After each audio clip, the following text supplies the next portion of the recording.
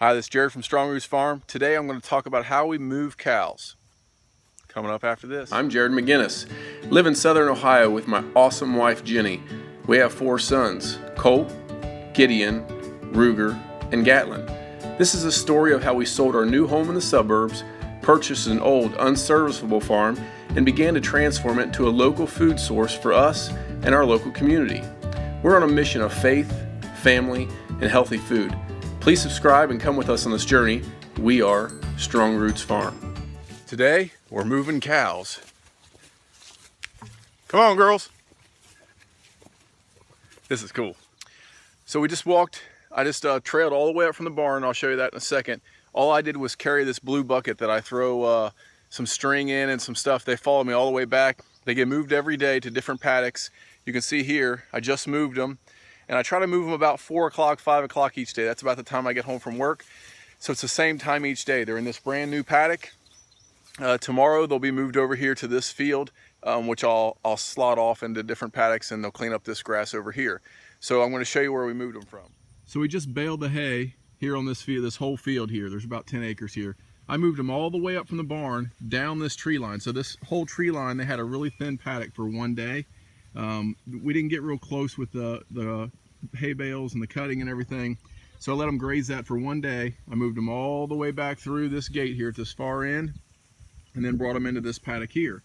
So it was probably 400 yards there. They followed me along about 5 feet behind me the entire time. No problem. Once they get used to getting moved every day, it's not really an issue. So we're using single strand poly.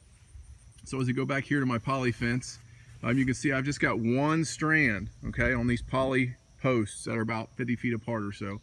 So it keeps them in. It's not even on right now. In fact, haven't had it on at all, and they're not even touching it. They just know that the poly wire is hot and they don't get near it. So I'll move the charger back here and everything. It will be hot eventually, but it's not even on right now. So we've got the new poly fence up.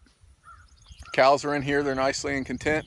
Now I'm going to roll up the old stuff. So I'm going to take it and roll all the way back up to the house and take all this down. I'll set up my next paddocks for the rest of this week. So I'll set a big long lane, and then I'll make cross strings for each paddock. So can't really video this. I wish I had a GoPro to kind of video how I'm rolling, but it's pretty simple. You roll it up. As you get to a stake, you take it a loop around the stake, pull the stake up, lay it on the ground. Later I'll come back and pick them all up. Got all the fence pulled up. I left a little bit of paddock right here next to the house. I'll explain that in a second. But I want to show you, this is my Gallagher reel. I recommend you buy one of these. Some guys use electrical wire reels and different things. I really like this easy twist reel that I have. It just feeds it in easier. You don't want this stuff to get knots. It's a pain in the butt. So cows are done. They're all the way in the back. They got a new paddock back there. We'll take them over to the other field tomorrow. And we got this all cleaned up. Let's talk about cows for a second. I got this little paddock up here. It's usually what people would call a feeding lot. It's right here where I'm going to build this cattle barn eventually. And I've got one cow up here, steer actually. This thing's gonna be butchered August 19th. So I'm taking that in, it'll be butchered that weekend or whatever. But the reason I'm separating this one is because I have a client that wants grain fed. She's always bought grain fed, she wants grain fed, and she doesn't wanna try my all grass fed. She's just against it, but she insists that she buys from me. She wants to support us. So I segregated off this one for her. We're 30 days out, 35 days out from butcher. I'm gonna feed this thing grain. Now, I'm gonna buy, I have a supplier that I've got organic, non-GMO grain, beef grain. So there is corn in it. It's a non-GMO corn. It has organic minerals in it, from Fertrell. You know, it's as good as I can get for being a grain-fed cow. The reason I'm doing this is this because this customer is my mother. Can't really tell her no. So this is not the way I want to go. This is not what we're trying to do here, feeding cows grain. But we're going to do it for my mom. And my hope is that I'm going to do this. This cow has been predominantly grass-fed its entire life. It hasn't had grain up until this last 30 days. So it's definitely different than Mom, the sun. Well, I had to come into the woodshed. The sun just beat down. The camera didn't take that real well. So the grain is not where we want to go. It's not what I want, but I can't say no to my mom. So we're going to do it this way. I'm going to do it for her. And my hope is that she wants a half. She gets a half every year. but I'm going to give her this and then take her some all grass fed and dare her to taste the difference. So she knows it's healthier, but she's at a point in her life where she really doesn't care, and she knows that it's not that much healthier as far as it's not going to cause her to have a heart attack tomorrow. So she cares about her health. She does have MS, and she watches what she eats and the best she can, but she's been eating grain-fed beef her entire life. So hopefully I talk her into that, and that's why. So let's talk about why we're moving these cows for grass. Now the grass-fed beef, so they're only eating the grass. They're in this mob grazing paddock movement grass eating cycle, okay? The chickens come behind them, clean up their parasites, go through their manure. They do have some add-ons, so there are inputs that I buy from off the farm. I buy Fertrell Nutra Balance Mineral. I buy C90, so that's SEA 90, sea salt, essentially it's the sea salt mineral. I buy Dehydrated Kelp, so Seaweed. Those are the three things they have in their mineral box. Okay, so those are the inputs that I have for them. I also have a mineral block out there for them, just because that's what I started with until it's gone. I also have to haul them water, so that's the input that I have to put into them. Kind of the same thing as everybody else there though. And then we use a diatomaceous earth in our fly bags to keep our flies away if there are any, and the chickens help to cut down on that. We also use a Shakely's Basic H soap as a wormer. So Shakely's, the company, will not recommend you do this. It's not certified for worming. It's big in this organic or grass-fed beef world that people are using this. It's safe. Joel Salatin uses it even though he does not recommend and he doesn't endorse it, and neither do I. I'm not telling you to use this as a wormer. It's not a veterinarian approved wormer, but proof shows that it does work. So how we use it, Shakely's is a company. You can buy it from a distributor, but I ordered it right from their website. It's about 1 cup of this soap per 100 gallons. And all you need to do is make sure that the cow gets at least a gallon of that mixture. So sometimes if you have a lot of head and they're only drinking from one water source, you might need to fill it twice. So 48 hours worth of intake. For me though, I know my cows are getting it because there's only 6 of them. So at a time that would be in one spot. So the Shakely's we only do for 24 hours. That's done every 2 months. It's cheap, it's $10 or something, you know, $18 after I ship it maybe. So, but it works well, it's organic, it's clean, and we like the way it works. So I've mentioned paddocks a few times. If you're not familiar with this, it's where we have this large pasture and we section off with electric fence small little sections. So for 100 acres, if you had 100 acres and you had 100 head on 100 acres, you would put these squares at about a quarter acre. So a quarter acre per 100 head per day. Depending on your grass, and there's all kinds of management tools. I don't have time to explain all that. There's a degree there, okay? So it just takes, it's a small section, okay? So you're moving these cows each day. Why are we doing this? Well, there's 2 reasons, 2 pros. One is quality of meat, and one is quality of land return. So let's go over the land. So the agronomy of it and the horticulture of the grass and how it grows and moving the cows, it kind of works like this.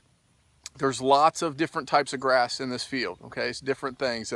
Johnson's grass and Timothy and orchard grass and alfalfa and clover and plantain and just all kinds of stuff out here, right?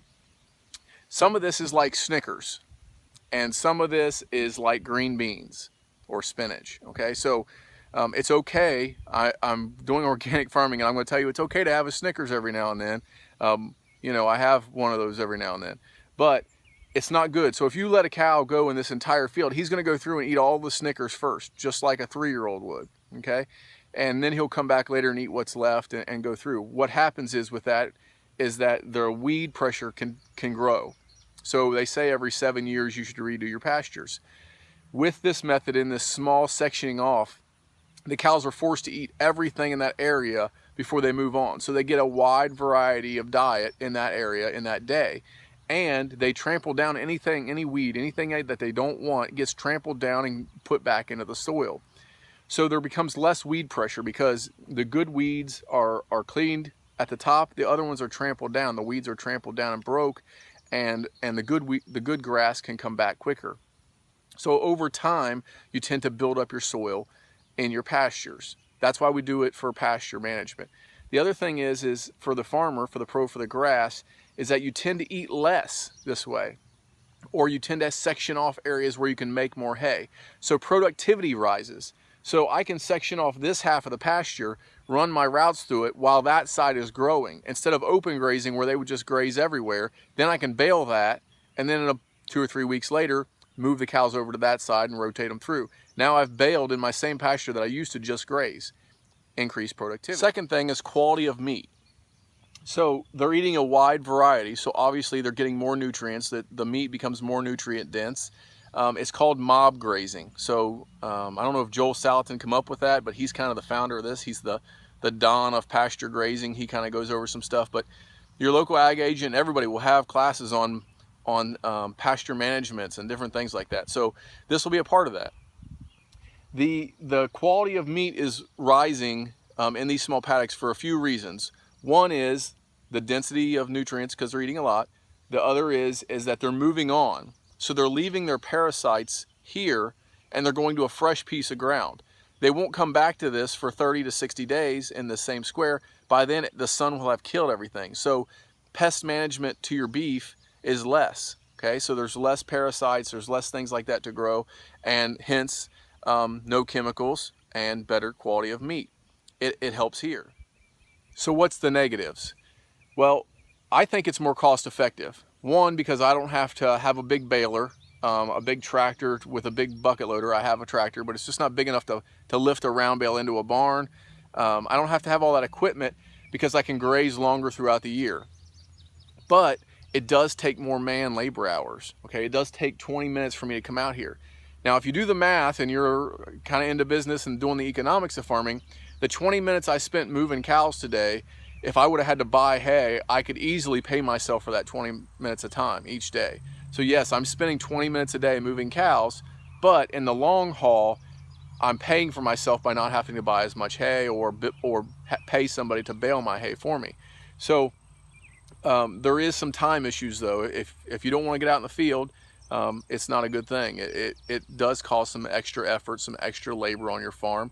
If your labor is already maxed out, you'll have to hire somebody to do that. So you got to look at that. But for me, it works for all. So as always, we hope these videos help you. We hope you enjoy them.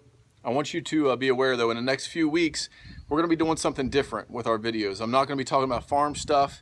We're not going to be talking about vegetables or cows or any of that stuff for probably 2 or 3 weeks. We're actually going to be doing a video series on children discipline. So my wife and I are both education majors. We've both taught young marrieds at Sunday school. We studied a lot of this. We've read a lot of books on it, and we do something very different with our kids in the way we manage their chores and their discipline and things. And so we're going to put that out there for you. We've had a lot of people ask us about it. A lot of our friends come over and they're like, what the heck is he talking about? So look for it, and it's going to be the next few videos. So please like and share us on YouTube. Please share us with your friends and subscribe. Keep watching. We hope you really enjoy it. Come out and see us. Anybody's welcome anytime to see what we're doing, not hiding anything. And we just want you to enjoy what we're doing and hopefully take advantage of some of the products.